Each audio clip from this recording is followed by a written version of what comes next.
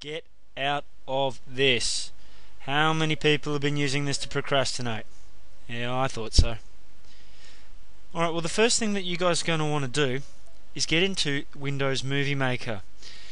It is stock standard with all computers that have Microsoft Windows bundles. You'll find that using the Start button, going to All Programs, and there you are, Windows Movie Maker. That's the first program you're going to want, and this is what it looks like. It looks a little scarier than it actually is. The joy with this program is, it's click and drag. So this is what the screen actually looked like when I created that film clip that you guys just watched. This is all the stuff that I had to deal with and play with, but it's not that daunting. So what I'm going to do is do a very quick one showing you guys exactly what it is that Windows Movie Maker can do. So I'm selecting the New File option. So now everything down the bottom half of the screen is blank. Before we start making a resource, you need to think about what is the purpose of the resource. Now for this, it's just training. It's just showing you guys how you can use the program. It's going to be a very raw edit, but it'll give you an idea. I want to let the audience know what it is exactly that I'm creating. So clicking on the left hand side here on titles and credits, I'll get the option of where I'd like to place the title or credit. You will have the option to put the title at the beginning, before a selected clip, on a selected clip, or at the end of the film. Obviously we haven't started anything, so we're going to go for the beginning. My example. Okay. You can change the title animation as to how it comes onto the screen, whether it flies in from the top left, whether it flashes, whether it zooms in, out, whether there's two lines. All of these options are yours to play with. But for the sake of showing you very quickly, let's go spin in. How's that for snazzy? Edit the text, we've already done that.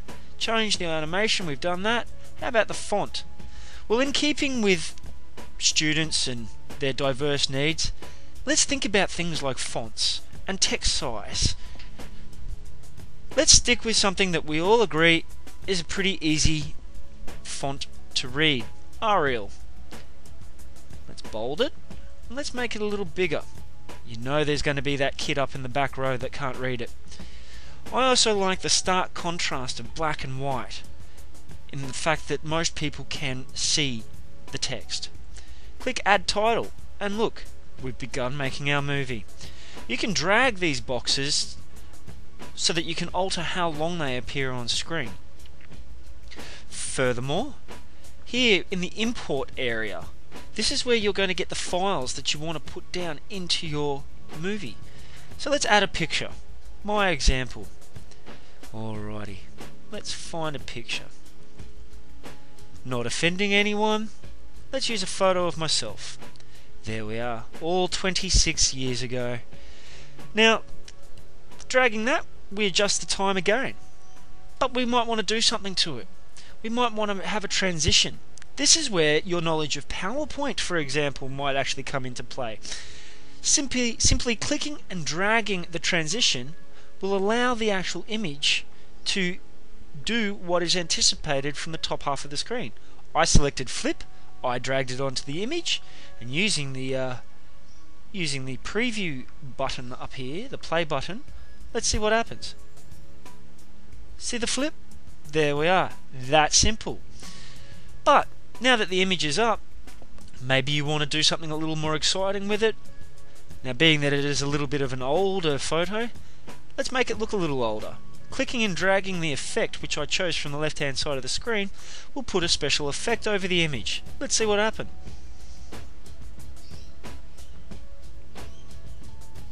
So there we have it. You're starting to alter the actual production. You're starting to see how it is just a matter of clicking and dragging. For example, music. This is another one that teachers must consider when building resources. Think about it. Do you want Metallica's death metal sounds? Or do you want something a little more soothing like an Enya? Or something without lyrics? Something that will not distract the students whilst listening to the film clip.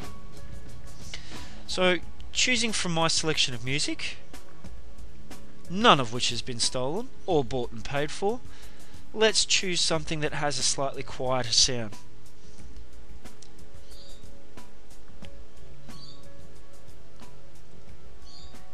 Alright, and you'll notice that it's now just popped into a folder ready for me to click and drag into the production as I so choose. Adjusting the timescale, we now have the music overlaying the images.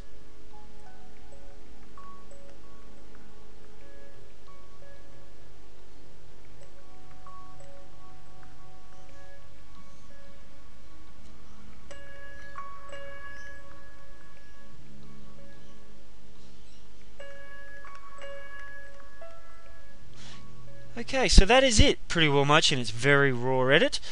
You can get videos off YouTube. Let me show you.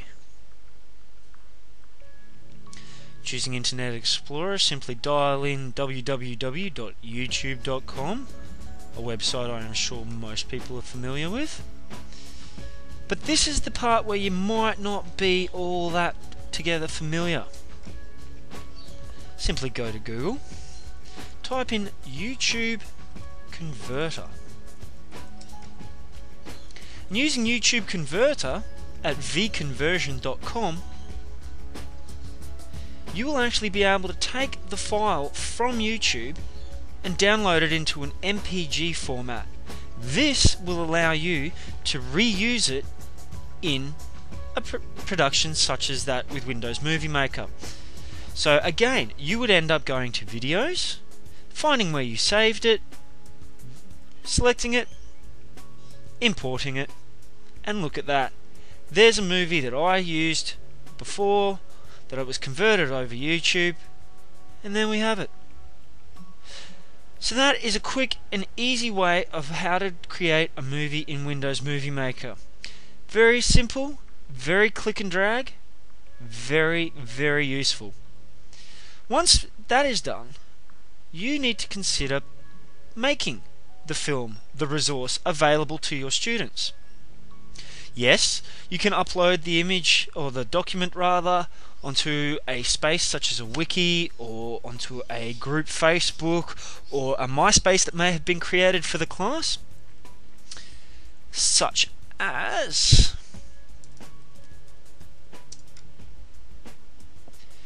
this is one that I created for my students whilst on practicum.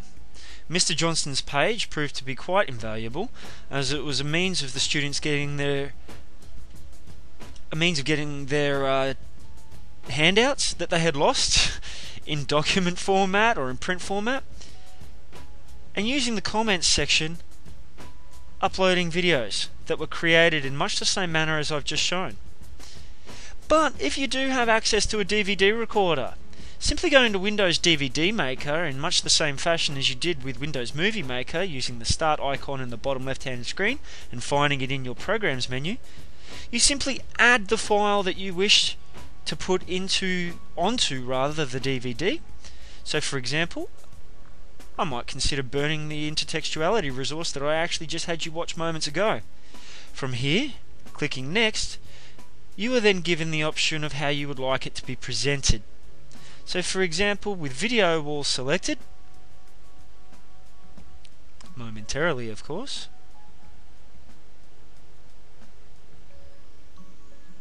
you'll see that it has a different way of presenting the media. Previewing it will give you a better idea. You can add movies as your background movie. You can add music as your background music, so that when you put the DVD into the player, you have a little bit of a tune. Once you do this, hit OK, hit burn, and there you have it. So long as you have a DVD in your DVD drive, you can burn away and use the resource to your heart's content. That's a very quick way of constructing a movie as a resource. There are other programs on the market, but as is the case with most ICTs, we look for accessibility in education. And being that Windows Movie Maker and Windows DVD Maker are stock standard with all computers that are being sold these days, we feel that this is a good place to start. Should you want to get trickier, feel free. There are many pieces of software that you can buy from your local retailer or download off the internet. Hope that this has been somewhat informative. Thank you for your time.